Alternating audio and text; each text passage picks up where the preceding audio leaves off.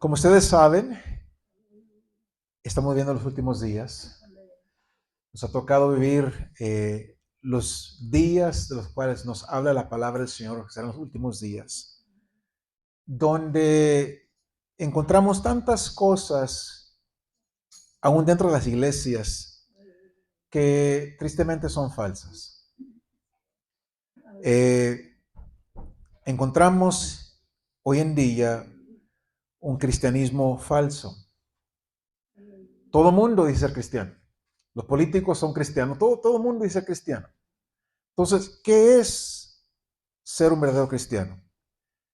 Y me he propuesto, Dios ha puesto en mi corazón dar una serie sobre lo que es el cristianismo genuino. ¿Qué es lo que es ser verdaderamente un cristiano de acuerdo a la palabra de Dios? No lo que yo pienso, no lo que la gente piensa, sino que lo que dice la palabra del Señor. Mi deseo, mi anhelo es que nosotros como iglesia, que ustedes como mis hermanos y yo, conozcamos lo que el Señor espera de nosotros. Que realmente seamos cristianos genuinos. Una iglesia preparada. Una iglesia genuina. Que cuando Cristo regrese por su iglesia muy pronto, todos nosotros estemos preparados. Vivamos una vida cristiana verdadera, genuina, que honra al Señor. Entonces, esta tarde quiero comenzar esta serie hablando de lo primero. Lo primero es lo primero, como dice el título, lo más básico de lo que es un cristianismo genuino. Como ustedes saben, la vida cristiana comienza con un encuentro con nuestro Señor Jesucristo. No hay ni otra manera. Solamente a través de un encuentro con Jesucristo es que comienza la vida cristiana. Muchas personas hoy en día dicen que hay muchos caminos, que todos van al cielo. No, la palabra claramente nos dice que la vida cristiana genuina comienza con un encuentro con Jesucristo. Lo primero es lo primero. No hay ninguna otra manera. Primera de Juan, capítulo 5, versículo 12, dice de esta manera: el que tiene al Hijo tiene la vida. El que no tiene al Hijo de Dios no tiene la vida. Claramente y así de sencillo. El que tiene al Hijo, el que tiene a Jesús, tiene la vida. El que no tiene al Hijo de Dios, a Jesucristo, no tiene la vida. Sencillo, simple.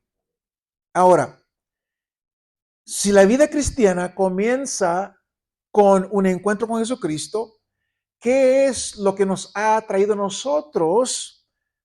¿Qué es lo que nos ha influenciado? ¿Qué experiencia hemos tenido que nos ha traído a tener un encuentro con Jesucristo? Y cada uno de nosotros tenemos un diferente testimonio de cómo venimos a los pies de Jesús.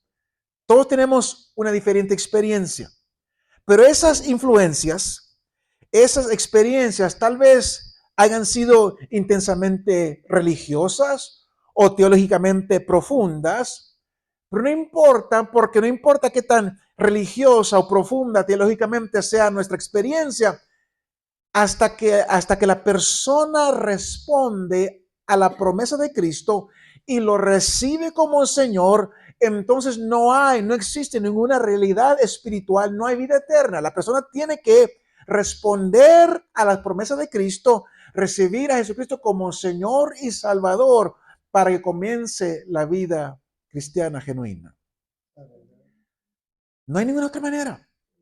Sin aceptar a Jesucristo como Señor, por decir lo primero, sin aceptar a Jesucristo como Salvador de nuestra vida, no hay realidad espiritual, no hay vida eterna. Se necesita aceptar a Jesucristo como Señor y Salvador. Es la única manera para ser un cristiano genuino, verdadero.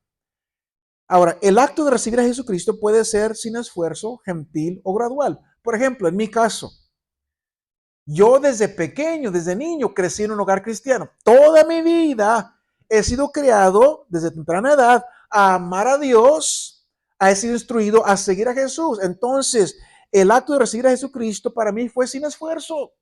Fue algo gentil, fue algo gradual. Yo conocí escuchando la palabra de Dios. Pero a veces, en otros casos, el momento de conversión es dramático. Tenemos la experiencia en la Biblia de la conversión de Pablo, rumbo a Damasco. Se le aparece el Señor, lo tumba de su caballo, de donde iba, y tiene una experiencia dramática donde él ahora recibe esa salvación. Para otras personas, En otros casos, hay un momento específico de decisión que resulta en la conversión. Va usted a una campaña evangelística y el predicador comparte la palabra del Señor y luego llega una invitación, un momento específico de tomar una decisión y la persona pasa y toma la decisión para aceptar a Jesucristo. Entonces, este encuentro con Jesucristo es lo que nosotros llamamos la conversión. Y la conversión puede suceder en un sinnúmero de maneras, diferentes maneras. Pero quiero que quede muy en claro, el acto de conversión, el acto de abrir su corazón, de aceptar a Jesucristo como Señor y Salvador, es absolutamente necesario que tenga lugar antes que pueda haber una esperanza de vivir una vida cristiana genuina. Tenemos que recibir a Jesucristo, tenemos que ser salvos, tenemos que convertirnos para poder ser cristianos verdaderos. Una persona que dice ser cristiana y nunca ha aceptado a Jesucristo como Señor y Salvador de su vida, nunca ha llegado a este momento de conversión, entonces no puede ser una persona cristiana. La persona cristiana, genuinamente cristiana, es aquella persona que se ha convertido, ha recibido a Jesucristo como Señor y Salvador de su vida. No hay ninguna otra manera. Ninguna otra manera. Dice en Hechos capítulo 4, versículo 12, y en ningún otro hay salvación, porque no hay otro nombre bajo el cielo dado a los hombres en que podamos ser salvos. En ninguna otra manera, en ningún otro, solamente en Jesús hay salvación. Solamente a través de Jesucristo. La experiencia de encontrar a Jesucristo entonces descansa sobre las promesas escritas en la palabra del Señor. No, tenemos que tener por lo menos algún conocimiento de la verdad de la palabra para creer en Jesucristo y recibirlo como nuestro Señor y Salvador. Tenemos que entender un poquito de la palabra. Por eso tienen que escuchar la palabra. La fe viene por oír la palabra del Señor. Dice Hebreos 11:6. Pero sin fe es imposible agradar a Dios. ¿Por qué? Porque es necesario que el que se acerca a Dios crea que le hay. Para tener que tener un poco de entendimiento, de conocimiento de la palabra.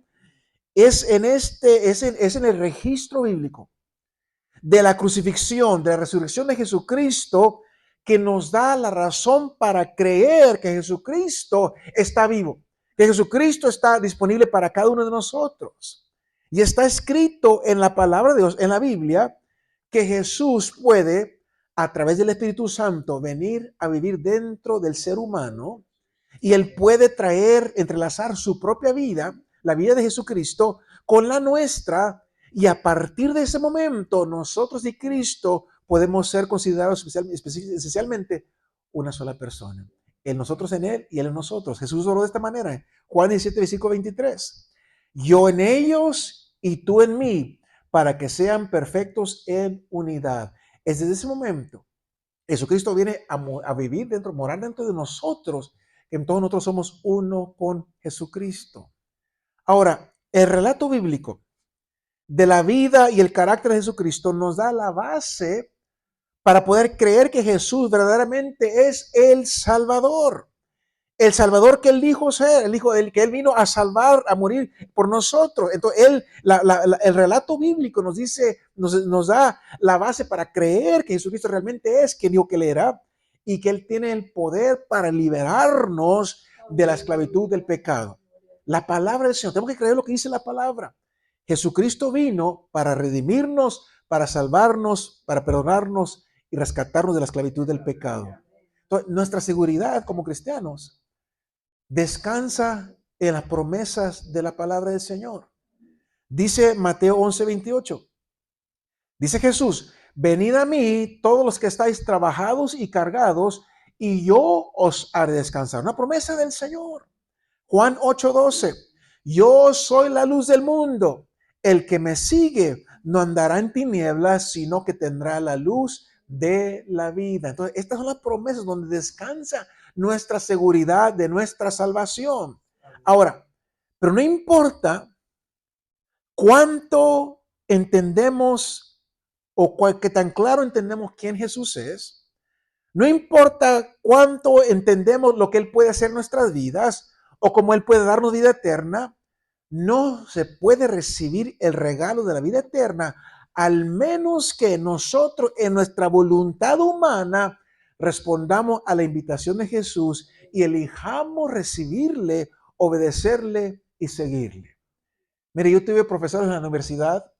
El primer año fue una universidad luterana y me tocó varios profesores que conocían la Biblia al derecho y al revés, pero no tenían nada de cristianos. Conocían la palabra, conocían la Biblia al revés y al derecho, pero la palabra nunca había llenado su corazón, la tenían solamente aquí. No es hasta que nosotros en nuestra voluntad humana respondemos a la invitación que nos da Jesucristo y elegimos recibirle en nuestro corazón, obedecerle y seguirle, que entonces somos cristianos genuinos. Y hay muchas personas que conocen la Biblia, Satanás mismo. El diablo mismo conoce la Biblia, pero él no es un cristiano verdadero. Nosotros en nuestra voluntad humana tenemos que elegir recibir a Jesucristo, obedecer a Jesucristo, seguir a Jesucristo. Dice Romanos 10, 9 y 10, que si confesares con tu boca que Jesús es el Señor y creeres en tu corazón que Dios le levantó de los muertos, serás salvo. Porque con el corazón se cree para justicia, pero con la boca se confiesa para salvación. Este es el plan de Dios para salvación. Y se presenta este plan a nosotros a través de todo el Nuevo Testamento. Y este plan es dirigido directamente a nuestra voluntad humana, a nuestra capacidad humana de tomar decisiones. La palabra es presentada a nosotros y nosotros por voluntad humana, por nuestra propia decisión, debemos tomar la decisión de aceptarla, recibirla y creerla. Tenemos que nosotros decidir rendirnos al señorío de Jesucristo. Mis hermanos, no podemos obtener la vida eterna a través de un ejercicio intelectual.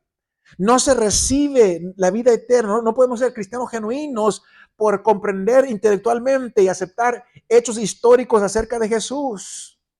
No nos convertimos en cristianos genuinos al comprender implicaciones teológicas acerca de su muerte y su resurrección.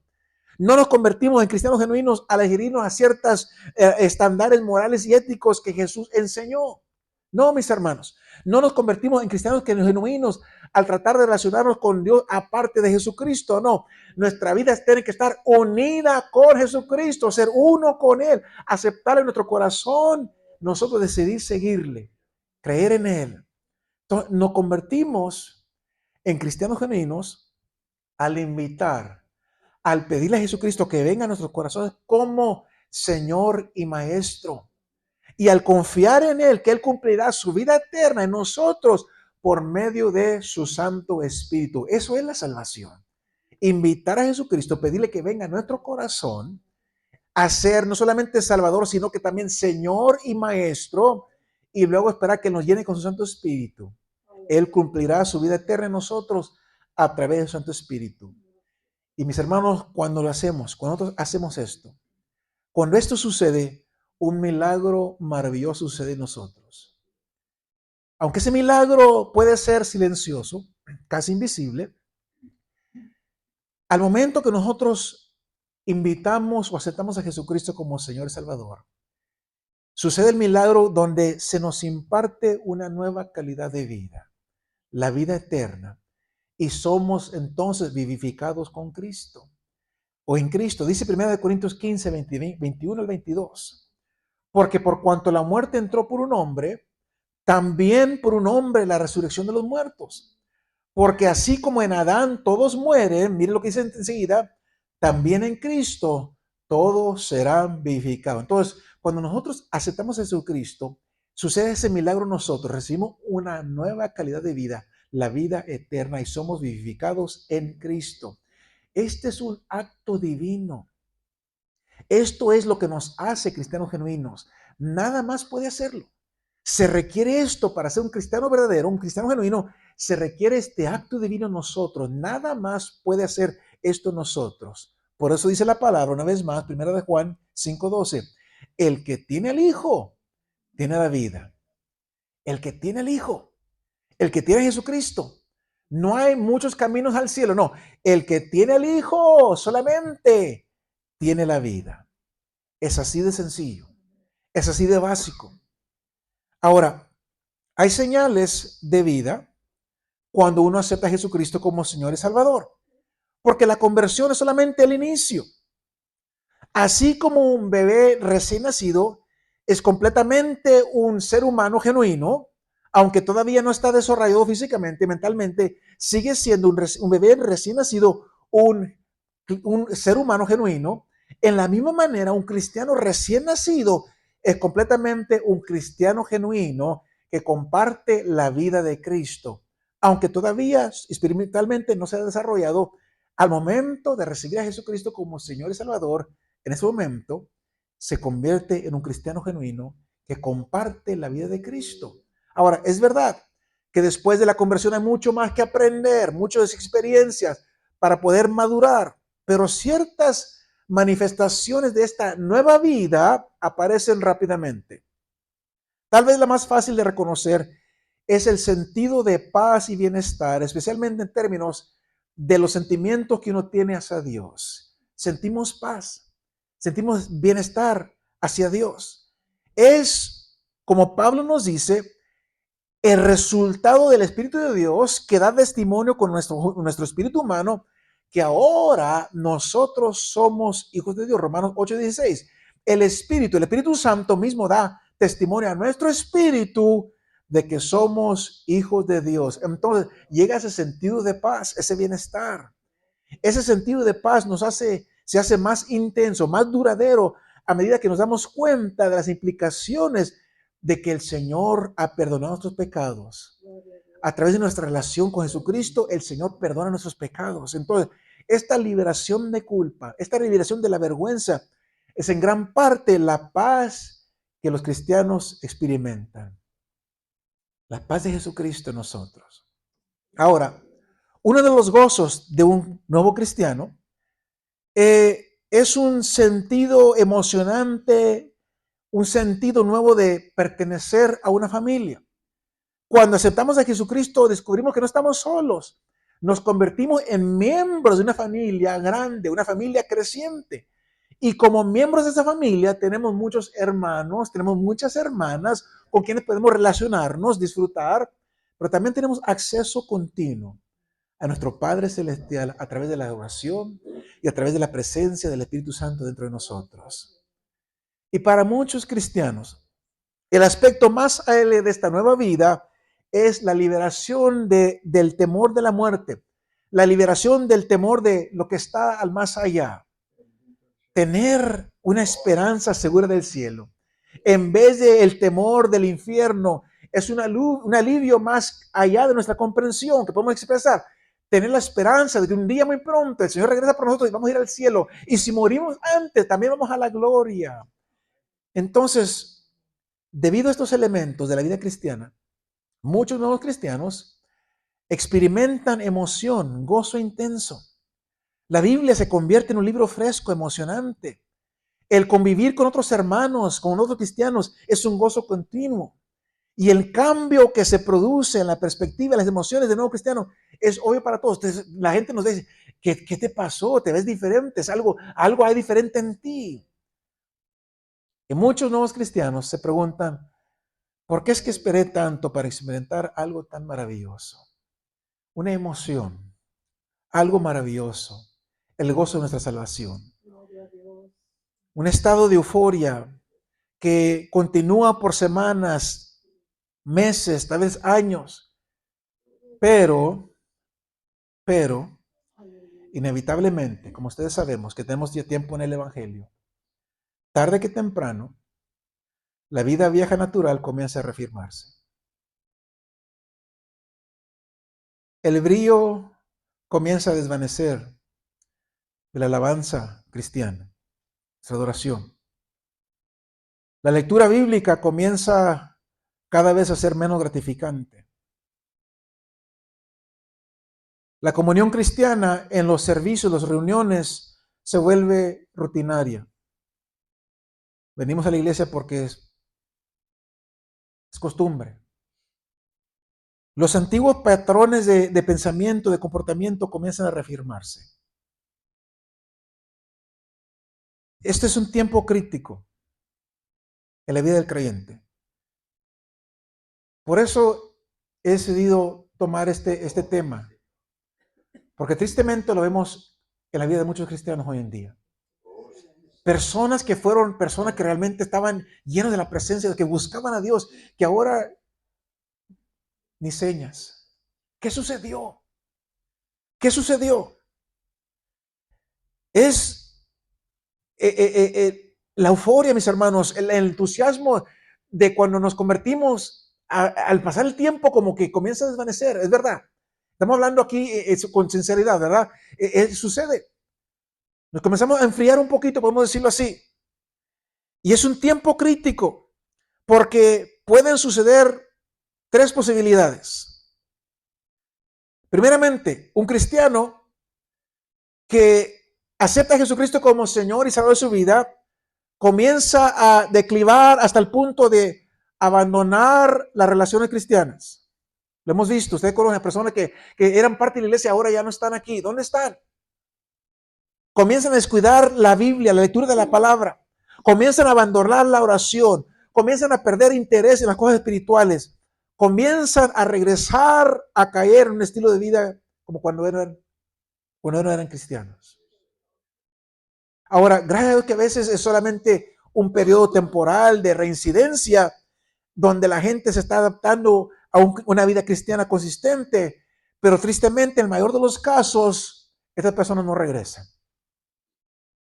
Hicieron la profesión de fe, vivieron una vida cristiana como cristianos, pero a pasar el tiempo se fueron alejando poco a poco y no han regresado al camino del Señor. Y entonces la pregunta surge, ¿fue acaso esta persona alguna vez realmente cristiana? ¿Realmente fue un cristiano? ¿Realmente fue un cristiano genuino? La segunda posibilidad es que el cristiano toma conciencia de su corazón frío, de su condición espiritual, de su corazón rebelde, y recuerda y no quiere regresar a lo que era antes, y arrepentido viene y se arroja una vez más en la misericordia de Dios y renueva su relación, renueva su confianza en las promesas de Dios. Es lo que queremos. Que recuerda lo que fue y dice, yo no quiero, Señor, me regreso a ti, me vuelvo a ti una vez más, vengo a pedir perdón. Tales cristianos muchas veces buscan la ayuda de otros cristianos, personas con más experiencia, como mentores, como compañeros de oración, que los alientan, que los responsabilizan a medida que los regresan a un estado de obediencia, de paz y de gozo. Pero hay una tercera posibilidad, que es la que estamos viendo hoy en día, que realmente me preocupa. Y es que muchos cristianos hoy en día han descubierto lo que miles de otros antes de ellos han aprendido. Y es que es posible evitar el dolor y la humillación de estos ciclos de arrepentimiento y renovación manteniendo una fachada exterior de compromiso espiritual. Una fachada. Con que la gente piense que soy cristiano. Con que la gente crea que soy cristiano. Simplemente mantener una reputación externa de una madurez espiritual. Algo que satisface el ego. Algo que es solamente una cáscara hueca. Un cristianismo falso. Un cristiano falso. Tristemente, las iglesias están llenas hoy en día de cristianos falsos. Que tienen un estilo de vida cristiano exterior. Personas que se dejan llevar por solo una ocasión, una ocasional punzada de duda, un raro y débil remordimiento de conciencia. Que dicen ser cristianos. Niegan que su estilo de vida cristiano es solamente exterior. Y se ofenden si uno les dice, los llama por lo que son. Hipócritas. Porque es realmente lo que son. Porque dicen ser cristianos, pero no son. Para ellos la palabra hipócrita sugiere algo desagradable, algo siniestro, como los fariseos de antes, de los tiempos anteriores. Ellos se ven a sí mismos como cristianos verdaderos, aunque su fe solamente tiene una pulgada de profundidad. Su fe es superficial. Su fe no es una fe del tipo de relación sólida y profunda arraigada con Jesús que los va a llevar a través de cualquier crisis. La paz que ellos dicen decir está presente solamente mientras las circunstancias no son problemáticas. Porque cuando vienen las circunstancias diversas, oscuras, preocupantes, esa paz se evapora en un instante. El gozo del cual cantan rara vez se refleja en su rostro. El amor cristiano que dicen decir que tienen está reservado solamente para aquellos que les agradan y se llevan bien con ellos. Y todo esto es una gran farsa, una gran imitación de lo genuino. Tal vez sean cristianos en cuyo corazón habita Cristo, pero no viven la vida cristiana como deben de vivirla, en una base consistente. Puede que sea una persona moral, una persona religiosa, incluso generosa, pero la realidad que vive antes, la realidad es que vive como antes de tener su conversión, solamente que ahora su hablar y su comportamiento está cubierto de una capa fina de cristianismo. Y este esmalte es la primera cosa que se rompe, se desmoriza cuando la vida se devuelve irritante, difícil y amenazante. Cristianos falsos, cristianos no genuinos. Vamos a hablar de esto, del falso y del genuino. Tal vez usted piense que esto es un juicio duro, pero muchas personas hoy en día que piensan que la marca de un cristiano genuino es la pureza doctrinal. Si las creencias de las personas son bíblicas, si sus creencias son doctrinalmente ortodoxas, entonces es un cristiano. Una vez más, le acabo de decir, yo tenía profesores que conocían la Biblia del revés y el derecho y no eran cristianos. Las personas que equiparan la ortodoxia con la autenticidad, les resulta difícil considerar la posibilidad que todas sus posiciones doctrinales han pasado por alto la realidad profunda de la vida cristiana genuina. Aunque saben la Biblia al derecho y al revés, no son cristianos genuinos. Debemos recordar, nunca olvidarnos, mis hermanos, que el verdadero cristianismo es más que enseñanza, es una forma de vida, es la vida misma. Eso es cristianismo. Una vez más, recuerda lo que dice 1 de Juan 5:12, el que tiene el Hijo tiene la vida. El que no tiene al Hijo no tiene la vida. Cuando hablamos de la vida, estamos hablando de algo más allá de la moralidad, más allá de la exactitud doctrinal. La vida es una cualidad positiva, no negativa, una descripción de lo que somos fundamentalmente. La vida que Jesús nos da es profunda, no es superficial, es humilde, no es autopromocional, es compasiva, no es indiferente, es valiente, no es tímida ni retraída. Es la vida que el Señor nos da, una vida diferente, una vida muy lejos de la leve compatibilidad, amabilidad y afinidad que pasa como cristianismo hoy en muchas iglesias. Y de hecho, esta gran imitación, cristianismo falso, se acepta en todos lugares. Tanto que el cristianismo genuino, lo real, lo genuino, a menudo se considera ahora una amenaza, una herejía cuando aparece. Cuando hablamos que la Biblia todavía sigue siendo la palabra de Dios, nuestra guía, la gente se burla. Como se nos decía el domingo, cuando hablamos de la venida de Jesucristo, la gente se ríe, se burla de nosotros. Cuando hablamos que tenemos que orar, de buscar más a Dios, la gente se burla de nosotros, como que somos una amenaza para ellos, una herejía, cuando es la palabra lo que dice, que somos, que nos hace realmente genuinos.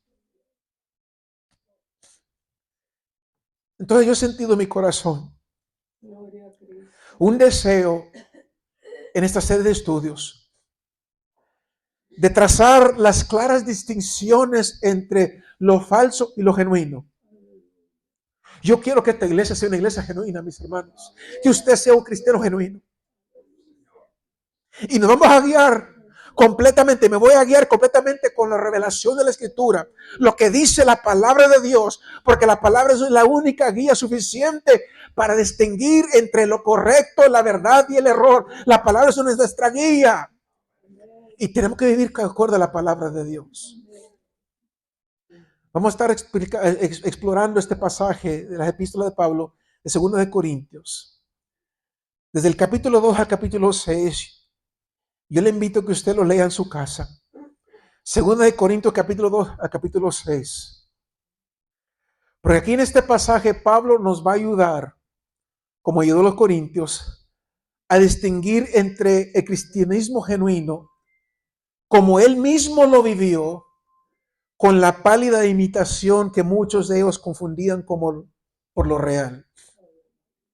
Entonces, mi objetivo en esta serie, mis hermanos, es redescubrir el tipo de cristianismo genuino y viable que cuando es puesto a la prueba, en las trincheras de la vida cotidiana, ese tipo de cristianismo puede ayudarnos a superar cualquier crisis con seguridad y nos permitirá mirar hacia atrás en nuestra vida y decir, yo he conocido verdaderamente a Dios. Yo soy un cristiano genuino. Mi fe está basada en lo que dice la palabra del Señor, no lo que dice el hombre, no lo que se enseña hoy en día en muchos lugares, no, lo que dice la palabra de Dios. Vamos a estudiar en la semana que sigue lo que es ser un verdadero cristiano, un cristiano genuino, porque Jesucristo regresa pronto y viene por una iglesia preparada, mis hermanos. Y mi preocupación es esta iglesia, esta congregación, que seamos una iglesia genuina, una iglesia preparada. Yo le pido, si usted puede invitar a personas que vengan a escuchar esta palabra, vengan, invítenlos los miércoles. Dígales, ponlo en Facebook, ponlo en YouTube, ahí escucha lo que es el Señor espera de nosotros. Le invito a inclinar su rostro esta tarde.